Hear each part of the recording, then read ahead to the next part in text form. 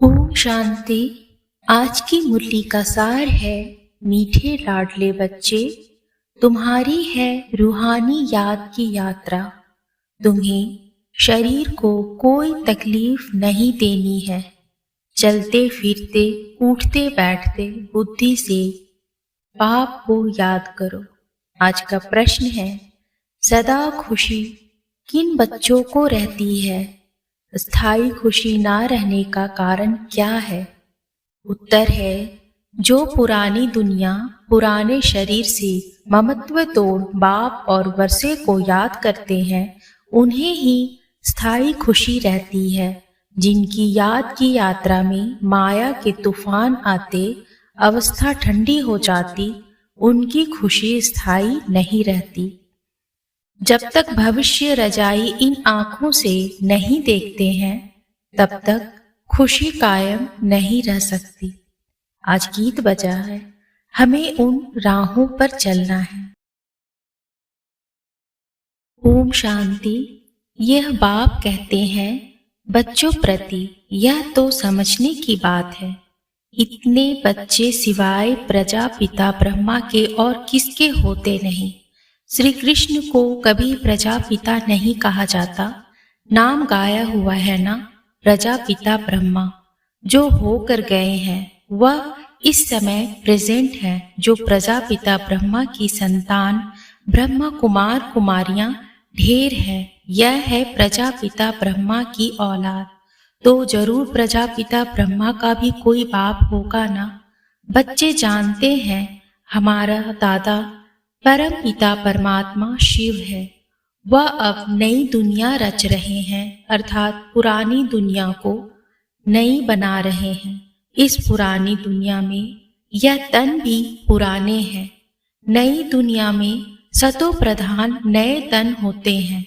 वह कैसे होते हैं? देखो इन लक्ष्मी नारायण को।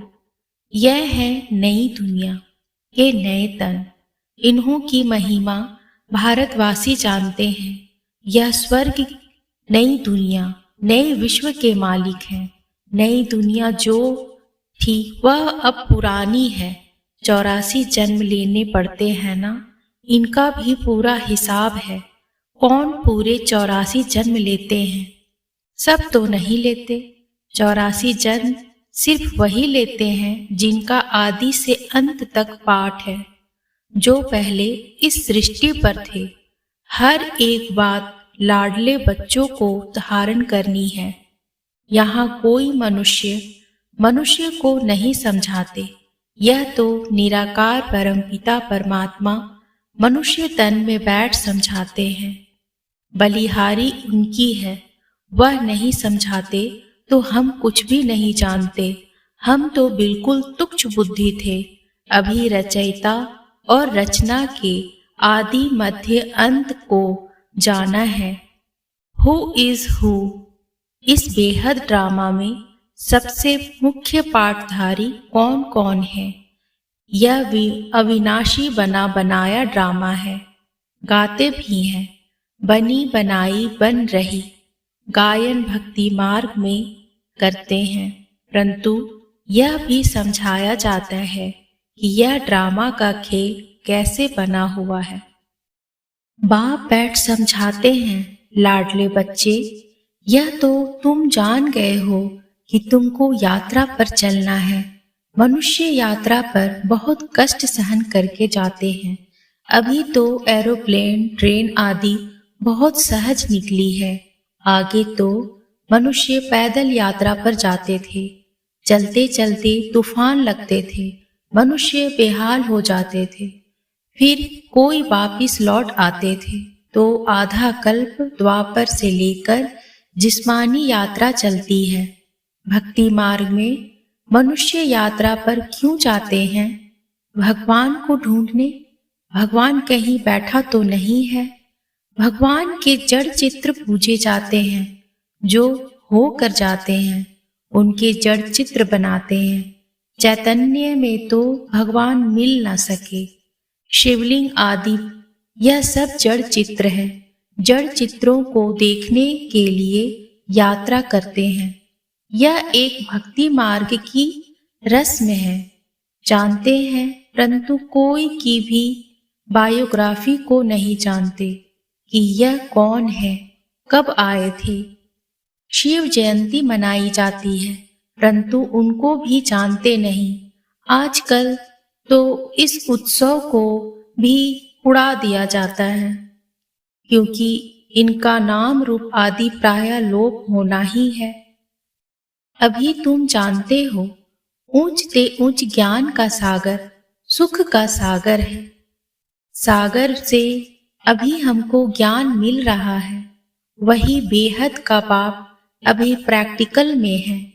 अमरनाथ भी शिव बाबा है ना, दिखाते हैं बर्फ का लिंग बन जाता है। मनुष्य को ठगने के लिए गपोड़े तो बहुत लगाए हैं, तो उस जिस्मानी यात्रा पर तकलीफ बहुत होती है। यह है रूहानी यात्रा। इसमें शरीर की कोई तकलीफ नहीं है।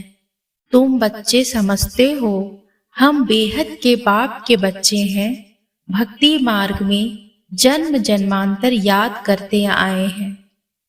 अब स्मृति आई है। बाप कहते हैं तुम 63 जन्म ढूंढते ढूंढते उतरते गए। पहले एकदम कड़ी नौंधा भक्ति करते हैं, फिर भी दुनिया को तमो प्रधान तो जरूर होना है। झाड़ वृद्धि को पाता है जरूर। एक भी मनुष्य वापिस मेरे पास आ नहीं सकते।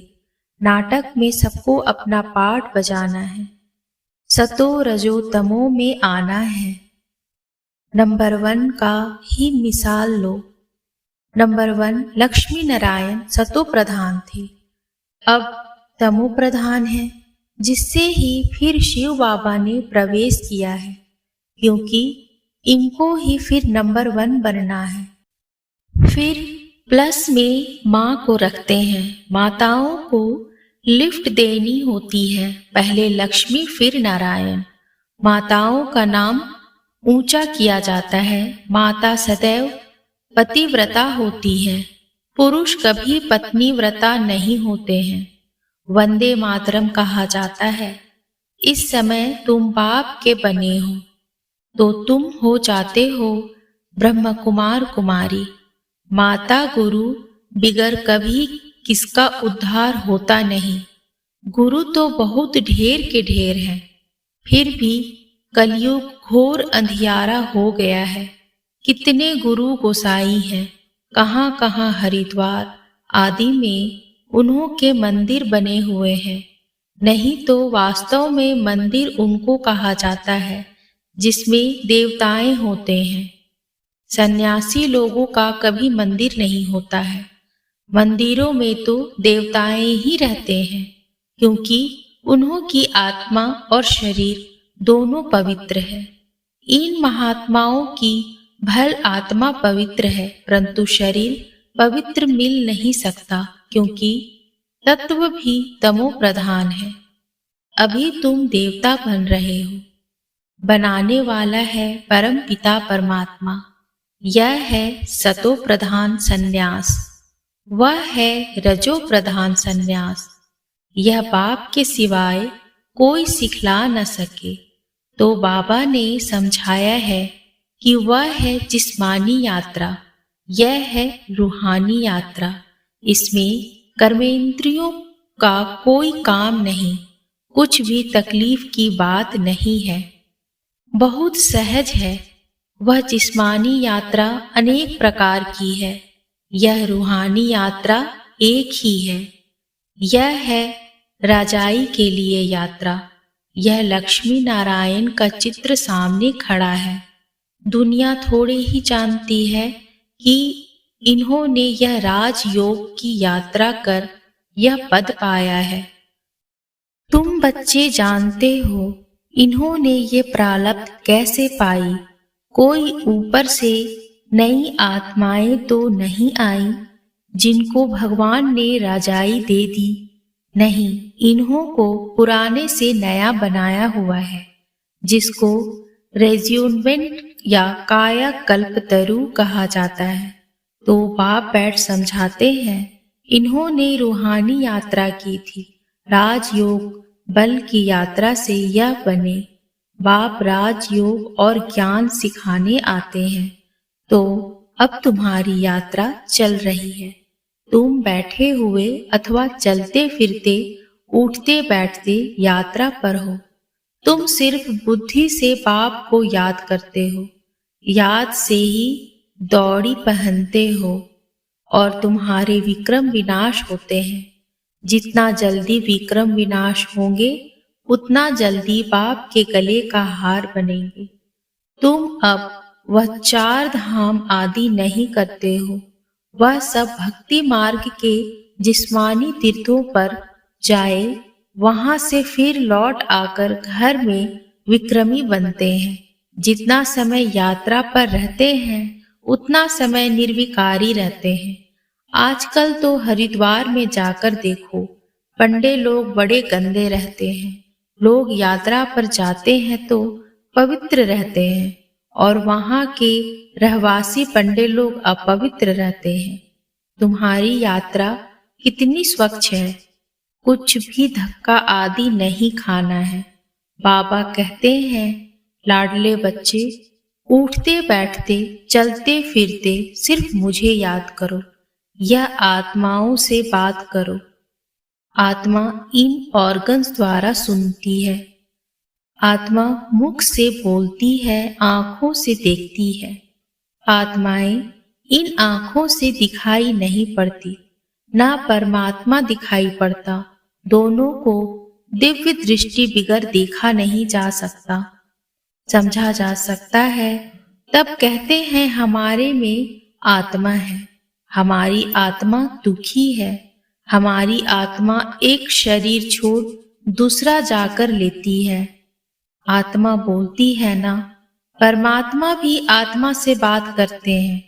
हे लाडले बच्चे, आत्माएं अब तुमको मेरे पास आना है। मैं तुमको यात्रा सिखलाता हूँ।